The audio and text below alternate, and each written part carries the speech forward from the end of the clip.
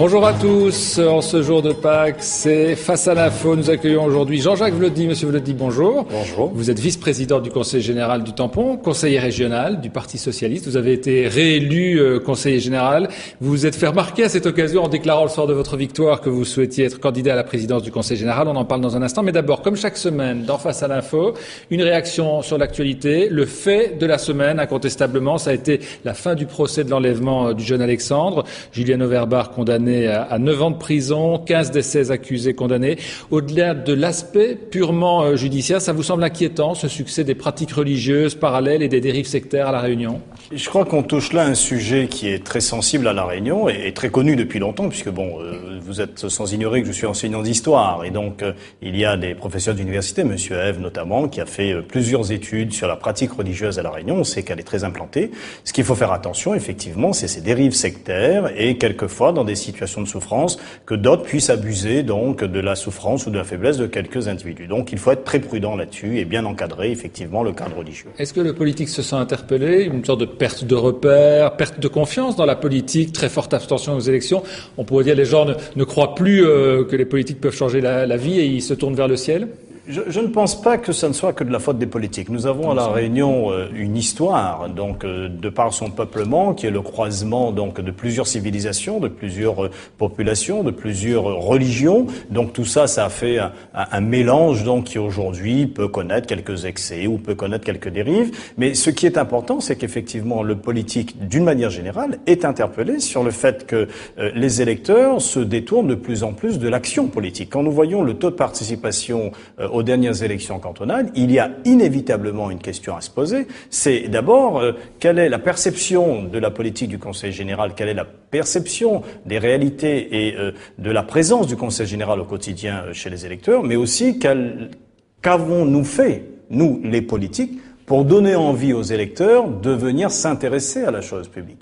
C'est une question qui va dans les deux sens. Vous êtes, vous, parmi ceux qu'on considère comme les jeunes représentants de la classe politique, vous avez l'impression que aujourd'hui, les jeunes renaclent à s'engager en politique? Dans votre parti, vous voyez, par exemple, que c'est difficile de trouver des jeunes qui en veulent et qui arrivent avec une nouvelle façon de voir la politique? Il est plutôt difficile de laisser aux jeunes s'exprimer en politique. C'est pas que des jeunes ne veulent pas s'engager en politique. Il y a des jeunes qui ont envie de s'engager en politique. C'est un milieu extrêmement difficile où l'action politique s'installe dans la durée. Donc, vous n'arrivez pas comme ça avec une baguette magique, changer les choses en quelques heures, quelques jours, après un ou deux mandats. Donc, la politique s'inscrit dans la durée. Et dans cette durée, les jeunes ont effectivement du mal à faire leur place parce qu'on ne leur fait pas assez confiance. Après, il y a une autre réalité aussi. Il est aussi difficile. Je suis, moi, engagé en politique depuis très jeune, puisque je me suis engagé au Parti socialiste à 21 ans.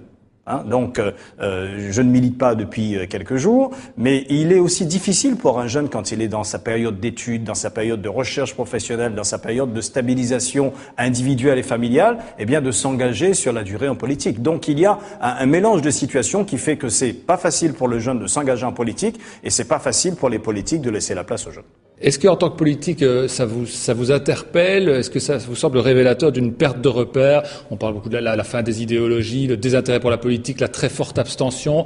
On ne fait plus confiance aux politiques et on se tourne vers le ciel? Il y a un peu de cela, il y a un regain effectivement de l'engagement religieux, mais il y a surtout, je crois, de la part des politiques, dans laquelle je fais partie, à s'interroger sur pourquoi la population aujourd'hui tourne le dos aux acteurs politiques. Je crois que à la fois nous avons à mieux expliquer l'engagement, à mieux expliquer les responsabilités politiques que nous assumons, mais nous devons aussi peut-être changer un peu de manière de faire de la politique, revoir un peu nos pratiques politiques, le faire dans un peu plus de transparence, pour rétablir la confiance avec les électeurs. L'actualité cette semaine, c'est aussi la mort d'un 4e jeune soldat réunionnais en Afghanistan. Là aussi, au-delà du drame, pour de nombreux jeunes réunionnais en cette période de crise, l'armée apparaît souvent comme une possibilité de s'en sortir, de trouver un boulot, de vivre une aventure, même s'ils risquent d'y laisser leur vie. Ça vous semble terrible un peu, ce constat? Je crois qu'il y a derrière cet engagement d'abord un engagement fort pour la nation. Je crois que je connais quelques jeunes donc qui sont engagés dans l'armée et qui connaissent le risque de l'engagement militaire, les familles aussi. Mais au-delà de ce risque mesuré et déjà apprivoisé, le risque de la mort, il faut le dire, eh bien ça fait partie malheureusement de l'engagement militaire. Et les jeunes qui s'engagent véritablement pour servir la nation. La question qu'on doit se poser, c'est la présence ou la continuité de la présence de la France en Afghanistan. Je crois que c'est sur cette question politique qu'il faudrait peut-être qu'on se pose, à savoir que est-ce qu'on n'est pas en train de s'embourber, est-ce qu'on n'est pas en train de s'enliser dans ces déserts afghans? Est-ce que la France n'aurait pas, là, à ce niveau, à se reposer la question de son engagement? On revient à votre actualité de ces dernières semaines, donc marquée par votre réélection au Conseil général. Large victoire au second tour dans votre canton, 65% des suffrages, autour de 65%. Et là, le dimanche soir, vous déclarez que vous envisagez de poser votre candidature à la présidence. Qu'est-ce qui vous a pris? C'était un coup de tête ou bien c'était quelque chose de mûrement réfléchi? C'était mûrement réfléchi, mais nullement partagé. Quand je dis partagé, je n'en avais informé à personne. C'est ça que j'entends. Donc, ça. Et vous saviez que les responsables du parti avaient pris position clairement pour la réélection de Nassima Dada. Je le connaissais puisque je l'ai partagé. Donc, effectivement, permettez-moi, puisque vous faites allusion à mon élection, de saluer et de remercier ceux qui m'ont apporté leur confiance avec 65,18% des suffrages. C'est une très très belle élection et il faut s'en féliciter. Il y a aussi des responsabilités qui sont derrière un engagement, une confiance et très clairement un engagement pour la mairie du Tampon demain. Le message, il est clair. Je serai dans cet engagement demain. Sur la question de la présidence, j'ai voulu simplement poser un débat. Nous sommes dans une majorité, il n'a jamais été question, en ce qui me concerne, de faire autrement qu'avec cette majorité. Nous sommes dans une majorité sortante avec 3 composantes. Qu'y avait-il dimanche soir à un groupe ou à un autre d'avoir plus légitimement la présidence? Nous sommes 3 composantes, 3 sensibilités différentes, avec 2 composantes fortement ancrées à gauche à travers le Parti communiste, l'Alliance et le Parti socialiste. Donc j'ai tout simplement voulu que l'on ouvre ce débat. J'ai compris qu'on l'a refermé aussi vite. Est-ce que vous vous êtes fait taper sur les doigts par Gilbert Annette? Non, pas du tout. Non, il n'y a pas du tout eu de rappel à l'ordre. Il y a eu une analyse, donc j'ai échangé sur la différence de vue. Je vous rappellerai que Madame Bello était parmi les premières à réclamer une présidence de gauche. Donc au soir des élections, je disais, moi, je voudrais qu'on pose le débat. C'était une façon peut-être aussi de refléter le malaise de certains de vos électeurs qui avaient peut-être un peu du mal à avaler ça. On vote pour une majorité de gauche et c'est une présidente de droite? Ça peut être de cela. Je crois qu'effectivement, j'avais aussi un message à délivrer à mes électeurs en leur disant très clairement que j'ouvre ce débat, mais que les conditions politiques pour le faire ne sont pas réunies. Dans la mise en scène de l'élection de la présidente, on a vraiment eu l'impression que c'était Paul Vergès qui était à la manœuvre, comme on dit que c'était le PCR qui tirait les ficelles. Vous n'avez pas l'impression que c'est lui qui impose sa stratégie et que le PS l'a subi? Il n'y a pas de stratégie imposée par les uns et subie par les autres. Pour la simple raison que si nous étions supposés au PC à 13 élus, au PS à 11, pensez-vous qu'il aurait soutenu la candidature de Madame Nassima Dada? Est-ce que si le PS était à 12 et que le PSC était à 10 ou à 11, il aurait eu la possibilité aussi de soutenir cette position? Non, je crois que le rapport de force était ce qu'il était, en parfaite égalité, 3 groupes de 11. Nous sortons d'une majorité avec laquelle nous avons bien travaillé. Nassima a fait un excellent travail. Eh bien, nous avons d'un commun accord des 3 sensibilités. Dès le lundi soir, Thierry Robert s'est très clairement positionné. Au PS, on s'est positionné en faveur de la présidence de Madame Dindar, en posant tout simplement la question du repositionnement politique, plus vers le centre, puisque nous savons qu'elle est issue de l'UMP. Au-delà de ce débat au Conseil général, il y a quand même une situation très particulière à La Réunion, qui est sans doute unique en France. D'ailleurs, partout en France, c'est le PS qui est le parti de gauche dominant. À La Réunion, c'est depuis longtemps le Parti communiste. Est-ce que ça ne vous met pas dans une situation compliquée, avec toujours ce dilemme, faut-il faire alliance avec les communistes ou faut-il les combattre? Non, je crois qu'il y a aujourd'hui une conséquence de l'histoire. Il y a de 46 à 71, la gauche socialisante a un peu déserté le combat politique. Depuis 46-59, le PCR s'est positionné comme le seul parti de gauche. Donc nous sommes aujourd'hui dans l'héritage d'une situation politique. Sauf que il y a aujourd'hui un rééquilibrage des forces. Je vous rappellerai qu'aux dernières législatives, le PS et le PC font à peu près jeu égal sur les résultats électoraux. Il y a une marche, une évolution lente peut-être pour certains, mais je crois qu'on va demain vers un parti socialiste qui sera inévitablement le parti de gauche autour duquel va se rassembler toutes les sensibilités de gauche. Dans le genre difficile à avaler, vous retrouvez dans le même groupe qu'André Tienakoun au Conseil général, c'est pas une couleuvre pour vous, c'est pas difficile? Vous croyez que Madame Dindar a renoncé d'être candidate à la mairie de Saint-Denis? Pensez que M. Sinimalé a renoncé d'être candidat à Saint-Paul? Non, mais on leur posera la question aussi. Non, mais je veux dire, cette situation n'est pas propre à Jean-Jacques Ledy et au tampon. Il faut arriver à mettre de côté il les y a rivalités locales. Sur chaque territoire des rivalités locales, et de toute manière, sur les prochaines échéances qui arrivent, à savoir les législatives, nous aurons, pour chaque sensibilité, des candidatures différentes, même si nous travaillons aujourd'hui dans l'intérêt des Réunionnais, dans une majorité solide de 33 personnes avec ces 3 forces en présence. Sur Tenakun, son pétage de plomb et l'histoire du verre cassé au conseil régional, ça vous fait rire ou ça vous afflige? Alors, je n'ai pas de commentaire à faire. Je pense que il a été peut-être un peu excédé dans son comportement. Je m'entraînerai à ce commentaire. Lui aussi a remporté un gros succès au cantonal, avec lui aussi plus de 60% des suffrages. Il ne cache pas qu'il veut reconquérir, comme vous, la mairie du Tampon. Ça vous complique drôlement la tâche quand même, parce que là, on avait l'impression que Didier Robert, il avait un peu lâché le Tampon. Là, Tenakun qui revient en force, vous vous retrouvez face à 2 gros morceaux quand même, non?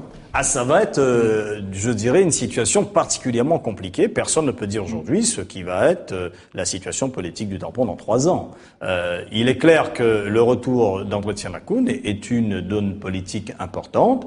Il reste très populaire. Qui reste très populaire, et je crois que nous aurions tort de l'ignorer, moi le premier. Mais je crois aussi que dans le positionnement que j'ai mené, puisque en étant élu en 2004, j'ai déjà battu André Tenakun à travers ses représentants de 2004, son 2e adjoint.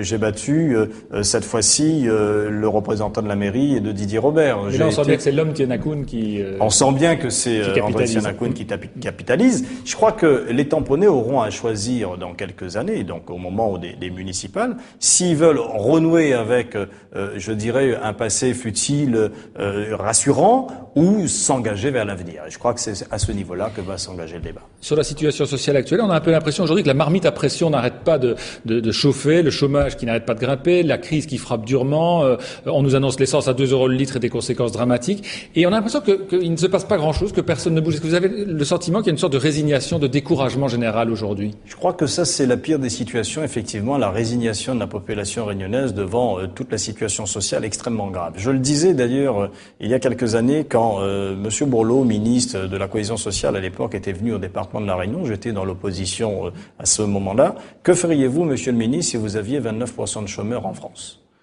Donc il y a, je crois, de la part de l'État, un mépris de la réelle situation sociale de la Réunion. D'ailleurs, si vous aviez, je le disais, la même situation sociale sur le territoire national, nous aurions eu depuis longtemps ou des mesures exceptionnelles ou un drame social.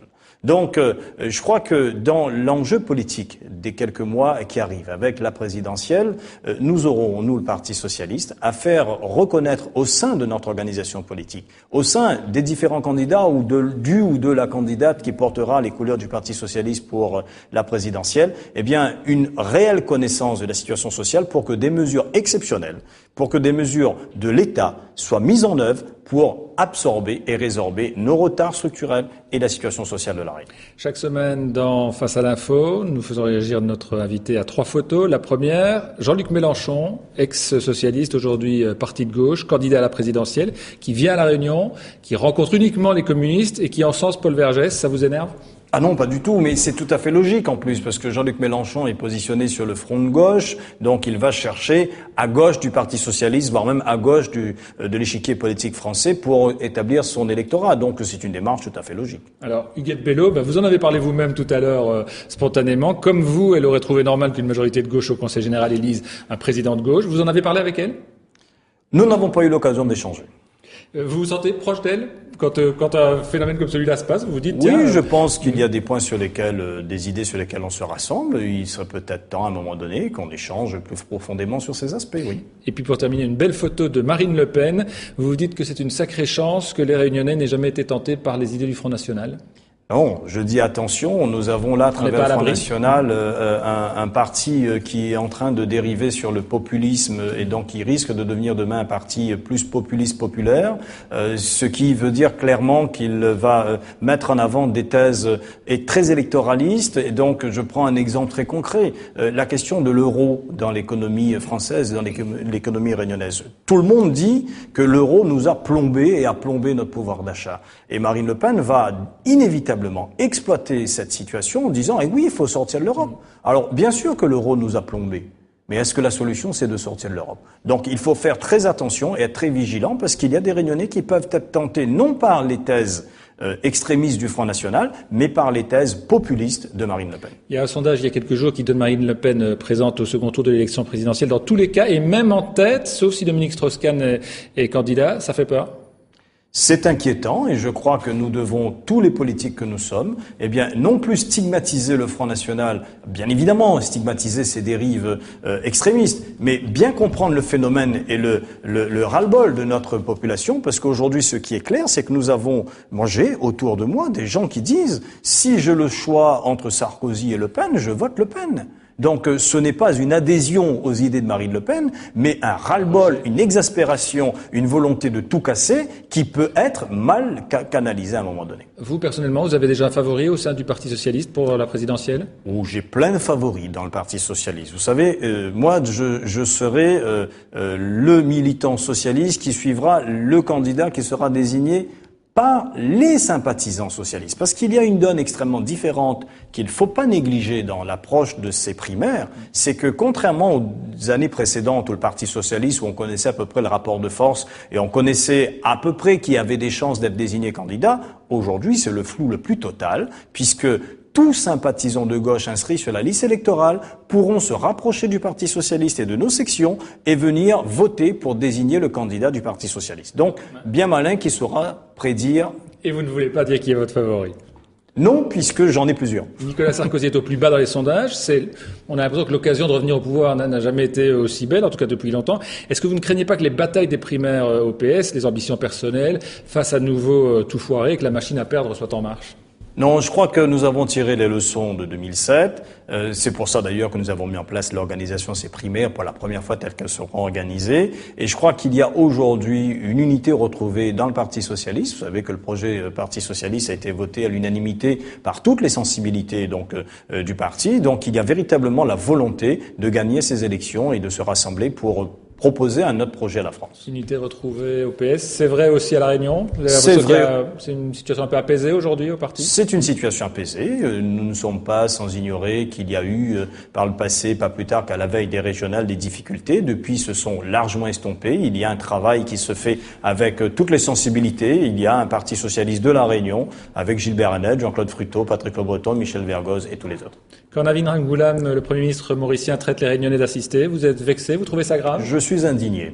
Je suis indigné puisque je crois que nos compatriotes mauriciens n'ont pas de leçons à donner sur l'assistanat quand ils sont eux-mêmes les défenseurs du dumping social. Vous savez qu'à Maurice, il existe des travailleurs sri-lankais, travailleurs qui viennent travailler moins cher que les Mauriciens, pour lesquels il n'y a pas de respect des règles du travail, qui travaillent la nuit. Et je crois que quand on a dans son pays donc la volonté de faire fonctionner son économie sans vouloir payer sa population aux justes valeurs, la rémunération de son travail, je crois qu'on n'a pas de leçon à donner aux Réunionnais là-dessus. Monsieur Vlody, réponse courte à des questions décalées, c'est toujours comme ça qu'on termine. Que fait Jean-Jacques Vlody quand il a un long week-end de Pâques? Il passe du temps en famille et il en a bien besoin. Marie-Alice Sénamant a présenté son nouveau spectacle pour la première fois cette semaine chez vous au Tampon. Vous êtes allé la voir? Je n'ai malheureusement pas eu le temps. Qui vous fait rire le plus dans les humoristes réunionnais? Marie-Alice, Thierry Jardineau et tous les autres m'amusent beaucoup. André Tianakoun nous a dit il y a 15 jours que son chanteur réunionnais préféré c'était Dominique Barret. Et vous? J'en ai plein. J'en ai pas un préféré, j'en ai plein. J'aime la musique réunionnaise. Où ça va, j'aime bien Giscard Caron et même Jacqueline Farérol, vous voyez, donc. Et dans la classe politique réunionnaise, quel est l'adversaire politique qui vous est le plus sympathique? L'adversaire politique le plus sympathique, écoutez, moi mon adversaire politique c'est Didier Robert, donc que ce soit sur le terrain du Tampon ou sur la région, et je ne lui ai pas trouvé d'antipathie. Votre ambition politique pour finir, dans 10 ans, vous vous voyez maire du Tampon, président du Conseil général, député, des trois, lequel de ces challenges vous fait le plus envie, disons? Maire du Tampon. Sans équivoque. Merci beaucoup d'avoir été avec nous, Monsieur Vlody. Merci d'avoir été fidèle à cette émission Face à l'info. Bon après-midi sur Antenne Réunion. Merci.